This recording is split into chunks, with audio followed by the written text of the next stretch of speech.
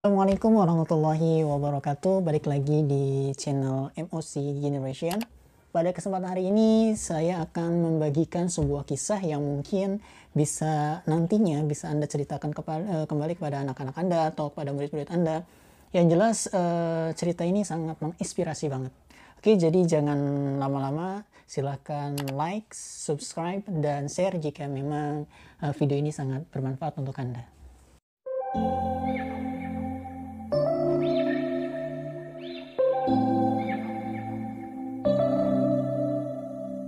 September we met, I could tell by your smile.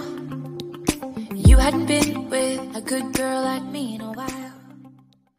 Jadi kisah yang akan saya bagikan hari ini adalah kisah tentang raja. Tentang raja yang lolos dari kematian karena aibnya. Raja yang lolos dari kematian karena aibnya. Bagaimana ceritanya? Jadi pada suatu hari hiduplah seorang raja yang memang punya hobi berburu.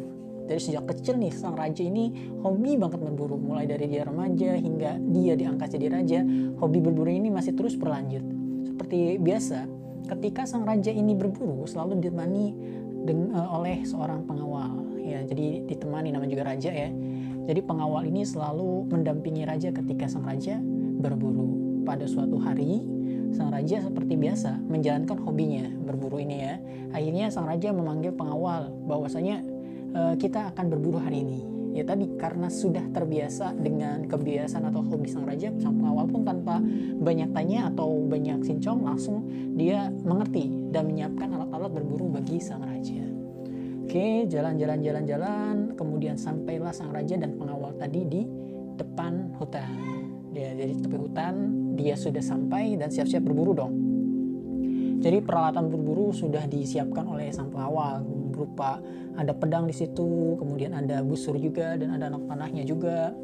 Akhirnya sang raja tadi mengambil alat-alat berburunya. Ketika itu dia buka pedang, ternyata dari sarung pedangnya ternyata saking tajamnya tuh pedang, tanpa sengaja raja ketika mencabut pedang dari sarungnya, jari telunjuknya kena sampai jarinya putus. Kebayang gak ya? Sakit banget pasti ya. Jarinya putus dan otomatis tadi darah segar itu langsung mengucur dari jari sang raja tadi. Melihat tadi kejadian tersebut, sang raja langsung teriak, aduh sakit katanya. Tadi melihat teriakan sang raja, mendengar teriakan sang raja, sang pengawal ini menghampiri sang raja. Ya tadi dia ternyata pengawal ini dari kecil dia sudah dibiasakan untuk berhusnuzon, untuk selalu berdoa, untuk selalu berkata hal-hal yang baik. Jadi ketika melihat raja yang berlumuran darah tanpa sengaja, jadi nggak direncanakan ya, karena emang sudah terbiasa, keluarlah dari mulut sang pengawal tadi ucapan asa khair, kata sang pengawal, asa khair ya raja katanya. Asa khair sendiri artinya dalam bahasa Arab artinya semoga baik. Jadi mendoakan deh semoga kejadian ini ada kebaikan di situ. Ternyata mendengar hal tersebut sang raja langsung yang sempat kesakitan tersebut langsung marah. Kemudian naik pitam dan memarahi sang pengawal tadi. Kata raja, ini nggak ada baik-baiknya, ini nggak ada khair-khairnya, ini sakit, kamu tahu nggak sakit, jari saya ini udah lepas. Akhirnya ya tadi marahlah sang raja, akhirnya sang pengawal hanya terdiam, membisu saja. Akhirnya agenda berburu pada hari itu tidak jadi. Akhirnya pulanglah sang raja dibawa oleh sang pengawal tadi. Sampainya di kerajaan, sang raja langsung panggil pengawal tadi katanya. Datanglah pengawal tadi, katanya, kamu berani-beraninya mendoakan hal yang buruk kepadaku katanya. Kamu bilang ini baik katanya, padahal ini rasanya sakitnya luar biasa. Sampai saya sekarang nih, tangan saya cacat. Ini ada aib sekarang ada aib nih di tubuh saya katanya. Saya udah nggak punya jari telunjuk, kamu masih mau bilang ini adalah semoga baik katanya. Tadi dengan emosi yang meletup-letup, akhirnya sang raja, ya udah saya hukum, masukkan dia ke dalam penjara katanya. Akhirnya sang pengawal tadi dihukum oleh sang raja di penjara, dikurung sampai berapa waktu entah. Jadi sampai waktu yang tidak bisa ditentukan. Asik kayak corona ya. Ya jadi entah itu seumur hidup atau atau sampai berapa tahun. Akhirnya pokoknya sang pengawal tadi langsung dibawa oleh petugas di situ. Akhirnya dipenjaralah sang pengawal tadi karena ucapan asa khairnya tadi, padahal mendoakan yang baik ya. Akhirnya selang beberapa waktu, selang beberapa bulan, sang raja menjalani pemulihan. Akhirnya sembuhlah sang raja. Sembuh bukan berarti nyatu lagi ya, ini jarinya nyatu lagi, bukan. Jadi sembuhlah, jadi sudah bisa beraktivitas. Akhirnya ketika sudah merasa sehat, sang raja ini tidak bisa melupakan hobinya untuk berburu. Akhirnya kayaknya saya udah bisa berburu deh, kata sang raja. Akhirnya sang raja tadi berburu kembali dengan ditemani oleh pengawal, tapi bukan pengawal yang awal tadi ya, dengan pengawal yang beda. Akhirnya, wahai pengawal, ikut temenin saya berburu. Akhirnya, oh baik raja, katanya. Akhirnya datang sang pengawal dan raja tadi pergilah ke hutan. Sampainya di hutan, seperti biasa, alat-alat sudah terpasang, pedang sudah ada, katanya busur sudah ada, anak panah sudah ada. Akhirnya sang raja dan pengawal tadi masuk ke dalam hutan. Sesampainya di hutan, dia masuk. Wah, ternyata sang raja melihat seekor rusa. Ya, ketika sang raja sedang membidik rusa tersebut, akhirnya tetapi rusa tadi lari masuk ke dalam hutan. Akhirnya sang raja, ayo cepat lari, ayo kita ikutin rusa tersebut, kata raja memerintahkan kepada sang pengawal.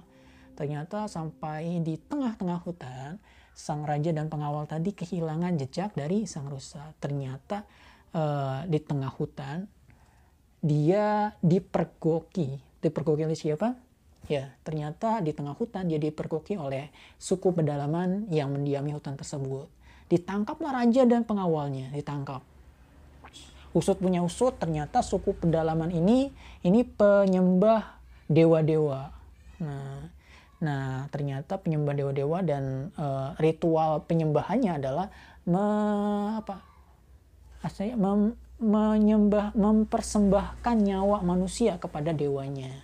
Akhirnya pada malam hari sang raja dan sang pengawal tadi diikat.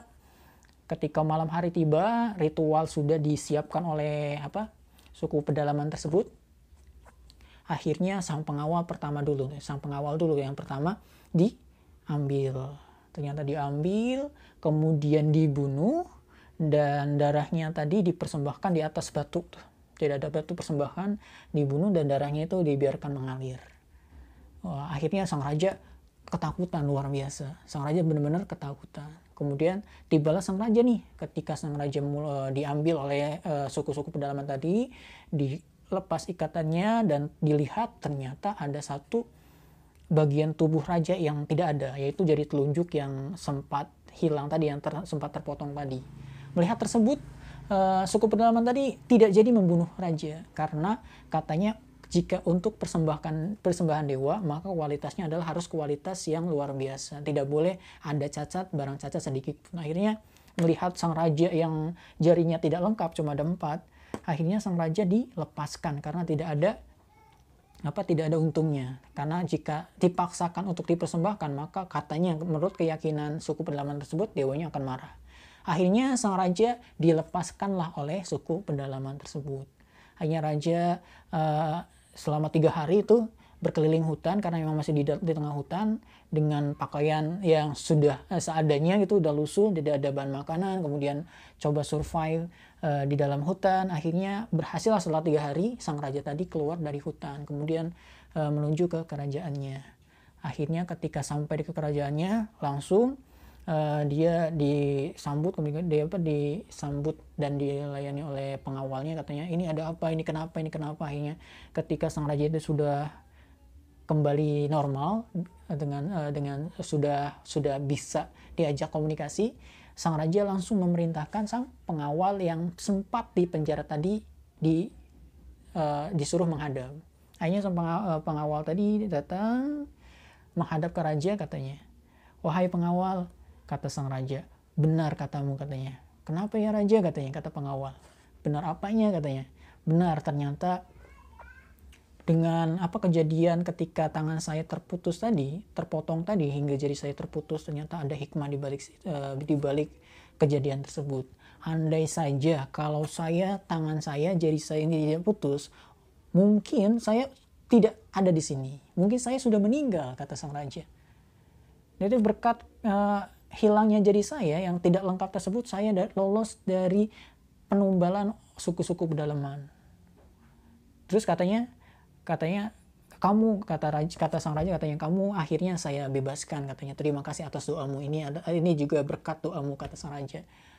Mendengar kisah tersebut, sang pengawal langsung memeluk raja, langsung mencium kakinya sang raja, katanya, wahai raja, terima kasih. Kok terima kasih? Ada apa ini? Kenapa terima kasih? Katanya, terima kasih telah menghukumku. Lah kok kenapa dihukum kok berterima kasih, kata sang raja.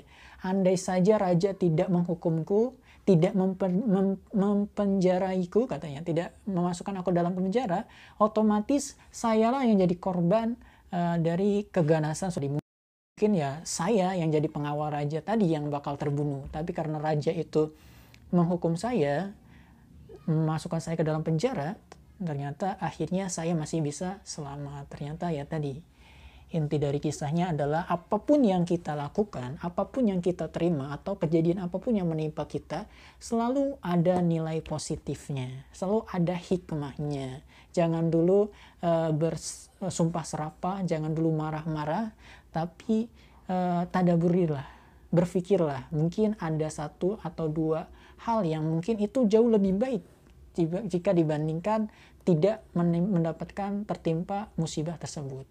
Ya itulah kisahnya, kisah tentang raja yang lolos dari maut karena aibnya. Aib tadi ya, karena hilangnya salah satu jari dari sang raja. Semoga bermanfaat, itu saja. Assalamualaikum warahmatullahi wabarakatuh.